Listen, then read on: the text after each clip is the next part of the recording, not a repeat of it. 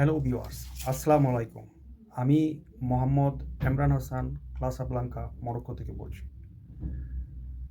আজ আমি বলবো আমি কিভাবে মরক্কোর ভিসা পেলাম, তা নিয়ে সকল বিস্তারিত। তো আমি প্রথমে বাংলাদেশে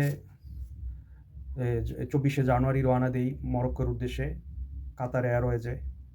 কাতার এয়ারওয়েজে আমার কাতার দোহাতে ট্রানজিট ছিল। 24শে জানুয়ারি রওনা দেওয়ার পরে 25শে জানুয়ারি সকাল ভোরবেলায় 8টার দিকে এসে আমি এই ক্লাসাবাঙ্কা এয়ারপোর্টে পৌঁছি। তো ইমিগ্রেশনে যাওয়ার পরে আমাকে মরক্কো ইমিগ্রেশন বলে যে আমি পাসপোর্ট দিলে আমাকে বলে ওয়েলকাম। তা আমি ওকে থ্যাংক ইউ দেই। তারপরে বলে যে আমার পাসপোর্ট দেওয়ার পরে উনি বলল যে আপনার কি রিজার্ভেশন আছে? আমি বললাম যে আছে। তা আমি আমার হোটেল বুকিংয়ের কপিটা প্রিন্ট আউট কপিটা বাইর করে দেখাইলাম ওনাকে। উনি দেখানোর পরে উনি আমাকে ওয়েলকাম বলল। তারপরে আমার পাসপোর্টটারে উনি ভিসার পেজটাকে ওনাদের কম্পিউটার স্ক্যানে চেপে ধরলো। তারপরে এই কতক্ষণ কী যেন লেখালেখি করলো। তারপরে আমাকে পাসপোর্টটা ফেরত দিয়ে বলল ওয়েলকাম। তা আমি চলে আসলাম। তো এয়ারপোর্ট ক্রস করার পরে নিচে এসে আমি 50 ইউরো ভাঙ্গিয়ে মরক্কিয়ান দেড়হাম ভাঙ্গাই নিলাম। 50 ইউরোতে আমি পাইলাম 490 ইউরো, 490 দেড়হাম। তারপরে ওখান থেকে নিচে এসে আমি ট্রেনে করে সিটি সেন্টারে চলে আসলাম। কারণ ট্যাক্সিতে আসলে অনেক টাকা লাগে। ট্যাক্সিতে হলো আপনার 400 দিরহাম, 300 থেকে 400 দিরহাম ওরা ভাড়া নেয়। আর ট্রেনে আসলে ওই সামান্য কয় টাকা লাগে। আসার পরে সিটি সেন্টারে এসে আমি একটা সিম কার্ড নিলাম 50 টাকা দিয়ে, মরক্কিয়ান টাকা, অর্থাৎ এই 50 দিরহাম দিয়ে। এয়ারপোর্টেও সিম পাওয়া যায়, তবে এয়ারপোর্টে একটু দাম বেশি, 100 দিরহাম লাগে। আপনারা চাইলেও এয়ারপোর্টেও নিতে পারেন। তারপরে আমার মোবাইলে ওই সিমটা ইন করে তারপরে আমি আমার হোটেল লোকেশন ট্যাগ করে আমি আমার হোটেলে চলে আসলাম। আমার হোটেলটাও এই সিটি সেন্টারের কাছেই ছিল, বেশি দূরে ছিল না। আমি এখন যেইখান থেকে কথা বলছি, এই ভিডিওটা করছি, সেটাই আমার হোটেল। এই হোটেলের প্রতিদিনের ভাড়া ছিল 2500 টাকা বাংলা টাকায়। খুব পরিপাটি এবং সুন্দর সাজানো গোছানোই ছিল, কোনো সমস্যা হয় নাই। আর ট্যুরের ব্যাপারে যদি বলি, আমি আসার পরেই প্রথম দিনে 25 তারিখ সকালে নামার পরে ফ্রেশ হয়ে কতক্ষণ ঘুমাই। তারপরে আমি এই লোকেশন ট্যাগ করে হাসান মসজিদ টু ভ্রমণের উদ্দেশ্যে যাই। যাওয়ার পরে ওই হাসান মসজিদের পাশে যাই। হাসান মসজিদটা হলো এই আটলান্টিক মহাসাগরের তীরবর্তীতে অবস্থিত। একটা সময় এই মসজিদে যাইতে হলে এই মসজিদের সামনের পাশটা ডুইবা থাকতো, এই পানিতে জোয়ার ভাটায় ডুইবা যেত। কিন্তু 1993 সালে বৈজ্ঞানিকের মাধ্যমে ওইটা ভরাট করে ওই জায়গাটা ভরাট করে নিয়ে এখন আর ডুবে না, এবং ওই মসজিদে 1 লক্ষ লোক একসাথে নামাজ পড়তে পারে। তো ওই মসজিদটাতে ভিতরে ঢুকতে প্রবেশ করছি, তারপর ওখানে নামাজ পড়ছি, মসজিদটা ঘুরে দেখলাম। এবং এই আটলান্টিক মহাসাগরের ঢেউ এসে যখন পাড়ে লাগে, মনে হয় যেন একদম এসির বাতাস লাগতেছে শরীরে। খুবই একটা সুন্দর দৃশ্য এই আটলান্টিক মহাসাগরের পাড়ে আসলে পাওয়া যায়। এবং কি সবসময় এই বড় বড় ঢেউ এসে আশ্রয় পড়ে। কিন্তু মজার ব্যাপার হইলো, আমার মনে আরও হাজার হাজার বছরও যদি এভাবে পানি ঢেউ এসে এই পাড়ে লাগে, তাও এই মরক্কোর কোনো ক্ষতি হবে না। কারণ হলো এই বাঁধটার নিচে এবং সাগরের তলদেশেও সব এই বড় বড় পাথরের স্তর পইরা এই সব এই ঢেউকে সম্পূর্ণভাবে ফিরাইয়া দেয়। কোনো সমস্যা, মাটি ভাঙার কোনো সমস্যাই নাই। এবং ওই ঢেউগুলো যখন আসছে মসজিদের ভিতরে, ওই ঢেউয়ের গর্জন শোনা যায়। মসজিদের ওই ওয়ালগুলোতে অনেক বড় বড় করে ফুটা করে রাখা হয়েছে, এবং অনেক দূরে বেষ্টনী দেওয়া আছে, যাতে এই মানুষ ওই কোনো আতঙ্কিত না হওয়ার কিছুই নাই ওখানে। তো দেখার মতো হইলো এটা। আর আরেকটা আছে ওই মেরিনার পাড়েই, ওই মেরিনা শপিং সেন্টার বিশাল বড়। আমার মনে হলো যে এই মেরিনা শপিং মলটাও মরক্কোর মধ্যে সবচাইতে বড়। এর চাইতে মনে হয় আর বড় শপিং মল আছে কিনা আমার জানা নাই। আর দ্বিতীয়ত হলো মরক্কোতে এই ক্লাসাব্লাঙ্কা হইল মরক্কোর আধুনিক শহর।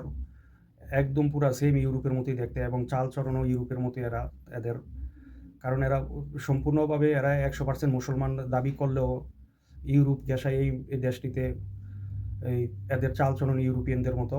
খাবার দাবার যদিও মুসলিম খাবারই খায় ওরা, কিন্তু এই কোনো অংশে আমাকে ওদেরকে এই মুসলমানের ওই নিয়মকানুনগুলো ওরা পালন করে বলে মনে হলো না। আর খাবারের ব্যাপারটা যদি বলি, ওরা ওই এদের প্রধান খাদ্য হলো পিৎজা, বার্গার, তারপরে শিক কাবাব, ওই এইসব জাতীয় ইউরোপিয়ানরা যা খায় তারাও তাই খায়। এখানে এশিয়ান ফুড নাই বললেই চলে। আর ঘোরার ব্যাপারটা যদি আরও একটু ভালো করে বলি, আপনি এখানে ট্রাম আছে, ট্রামের মাধ্যমে আপনি এই চক্রাকারে কয়েকটা ট্রাম এই পুরা ক্লাসাবাঙ্কা ঘোরাফেরা করে। অনেক আধুনিক ট্রাম, অনেক সুন্দর দেখতে। ওগুলো দিয়ে পুরা মরক্কো সিটি ট্যুর করতে পারবেন। তা আমি যেখানে যেখানে ঘুরছি সেটা হলো এই যে বললাম হাসান মসজিদ 2, তারপরে মেরিনা শপিং মল, তারপরে আরব পার্ক, তারপরে মিউজিয়াম, জাদুঘর, তারপরে সিটি ট্যুর, তারপরে ওই মরক্কো এই ক্লাসামকার ভিতরে লোকাল ফুড, লোকাল মার্কেট, এগুলা। লোকাল মার্কেট তো এমনও মার্কেট আছে একটাতে ঢুকলে ওইটার আপনি আরেক দিয়ে বাইরে দিতেই পারবেন না, এত বড় চিপা চিপা গলি আর এত বড় বড় মার্কেট আছে, লোকাল মার্কেট। এই হলো মরক্কোর অবস্থা। আর আমি যে হোটেলটাতে ছিলাম ওইটা ভাড়া পড়ছিল 2500 টাকা। তো হোটেলটার নাম হইল যে এই হোটেলটার নাম হইল হোটেল বলিভিয়াস। খুব ভালো হোটেল, তেমন কোনো সমস্যা হয় নাই। এরাও হোটেলের লোকজনগুলো খুবই আন্তরিক ছিল। আর এই বলিভিয়াস হোটেলের থেকে এই সিটিটা পুরাটাই কাছাকাছি। আপনি এখানে বাস পেয়ে যাবেন, মেট্রো পেয়ে যাবেন, ট্রেন পেয়ে যাবেন। আর ওই ট্রেন স্টেশনে এখানে বলিভিয়াস হোটেলতে হাইটা যাইলে 14 মিনিট লাগে। ওই আপনি এয়ারপোর্টের ট্রেনে আবার উঠতে পারবেন। আবার ওই এখান থেকে বাস টার্মিনালও কাছে, 7 মিনিট লাগে হোটেল থেকে হাইটা যাইতে। ওই বাস টার্মিনাল থেকে আপনি চাইলে মরক্কোর রাজধানী রাবাত যাইতে পারবেন, বড় সিটিগুলোতে যাইতে পারবেন, অন্যান্য দূরে দূরে শহরগুলোতে যাইতে পারবেন। এখানে একটা বাস টার্মিনালও আছে কাছেই সব কয়টা। এই হলো আমার এই মরক্কোর ট্যুর। আর ভিসার, এবার আসি ভিসার ব্যাপারটা। ভিসা আমি বাংলাদেশ থেকে ওই বারিধারায় মরক্কোর এমবেসি আছে, বারিধারা 9 নম্বর রোডে, ওখান থেকে আমি করিয়েছিলাম। আপনার ভিসা করতে লাগে হলো ভ্যালিড একটা পাসপোর্ট, তারপরে লাগবে হলো আপনার অ্যাপ্লিকেশন ফর্ম, 2 কপি ছবি ইউরোপিয়ান সাইজের, কালার ফটোকপি, ম্যাথ পেপারে থাকতে হবে। 3 নম্বরে লাগে বার্থ সার্টিফিকেট মরক্কো এমবেসির জন্য বাধ্যতামূলক। 4 নম্বরে হলো আপনার লাগবে এনআইডির ফটোকপি লাগবে। তারপরে লাগবে আপনার এই যে ব্যাঙ্ক স্টেটমেন্ট, ব্যাঙ্ক সলভেন্সি, এগুলো লাগবে। তারপরে লাগবে আইটিনারি, তারপরে লাগবে আপনার কাভার লেটার হেড পেডে কাভার লেটারটা লাগবে। তারপরে লাগবে ডেমো টিকেট, আমিরাতে এয়ারওয়েজে পাওয়া যায় ওই ডেমো টিকেট। তারপরে লাগবে trade licence, NOC, tin certificate, income tax certificate, ট্যাক্সের স্লিপ, পাসপোর্টের ইনফরমেশন পেজের একটা কালার ফটোকপি দিবেন সাথে। আরেকটা হইলো পাসপোর্টের লাস্ট পাতায় যেসব ভিসা কার্ড, মাস্টার কার্ড, তারপরে ওই যে কী বলে এমএক্স কার্ড, ডুয়েল কারেন্সি যেগুলো এন্ডোজ করা থাকে ওইটার একটা ফটোকপি দিবেন, কালার ফটোকপি। তারপরে দিবেন ওই ব্যাঙ্ক সলভেন্সি, তো বললামই, ব্যাঙ্ক সলভেন্সির পাশাপাশি যদি আপনার কাছে এফডিআর, ডিপিএস থাকে সেগুলো দিবেন। তারপরে ব্যাংকে মিনিমাম 8-10 লাখ টাকার একটা ব্যালেন্স যেহেতু থাকে সেরকম দেখাবেন। একাধিক অ্যাকাউন্ট থাকলে আরও ভালো হয়। সাধারণত মরক্কো ওই 2-4টা দেশ ভ্রমণ থাকলে ভিসা দিতে চায় না, সেদিকে খেয়াল রাখবেন। আর এই সম্পূর্ণ ডকুমেন্টসগুলারে নোটারিজ করাইয়া তারপরে আপনি এই বারিধারায় মরক্কো এম্বাসিতে যাবেন। মরক্কো এম্বাসিতে গেটে গেলে দেখবেন যে একজন দারোয়ান আছে, ওনাকে বলবেন যে আমি ভিসা ফর্ম জমা দিতে আসছি। তখন উনি ভিতরে থেকে কাউকে ডাইকা নিয়ে আসবে। ওই গ্রিলের ফাঁক দিয়ে আপনার এই ভিসার অ্যাপ্লিকেশন ফর্মগুলো যত ডকুমেন্টস আছে পাসপোর্ট সহ ওনাদের হাতে দিবেন। দিলে ওনারা ভিতরের থেকে দেখবে একটা একটা করে আপনার ডকুমেন্টসগুলো সব রেডি হয়েছে কিনা। যদি রেডি থাকে তাহলে ওরা জমা নিয়ে নেবে। জমা নেওয়ার পরে ওনারা বলবে যে 21 দিন পরে এই যোগাযোগ করতে, আর একটা 3টি নাম্বার দিয়ে দিবে। ওই 3টি নাম্বারে আপনি যোগাযোগ করবেন, ফোন দিবেন যে আপনার ভিসা ডেলিভারির সময় এই পাসপোর্টটা ডেলিভারির জন্য প্রস্তুত হয়েছে কিনা। আর যদি ওইটা না হয়ে থাকে তাহলে ওরা বলবে যে হয় নাই, আপনি অপেক্ষা করেন বা আপনাকে আমরা ফোন দিব। আমার ক্ষেত্রে 1 মাস 11 দিন লাগছিল ভিসা হইতে। তো আমি মাঝে মধ্যেই ফোন দিতাম। তো ফোন দিলে বলতো যে আমি লাস্টে যখন 1 মাস পার হয়ে যায় তখন আমি ফোন দিই, ধরলে এক ভদ্রমহিলা ধরে, উনি বলে বাংলায় কথা বলে। তো উনি বললো যে আপনার এই ভিসাটা প্রসেসে আছে, এই কিছুদিনের ভিতরে আমরা আপনাকে ফোন দিব।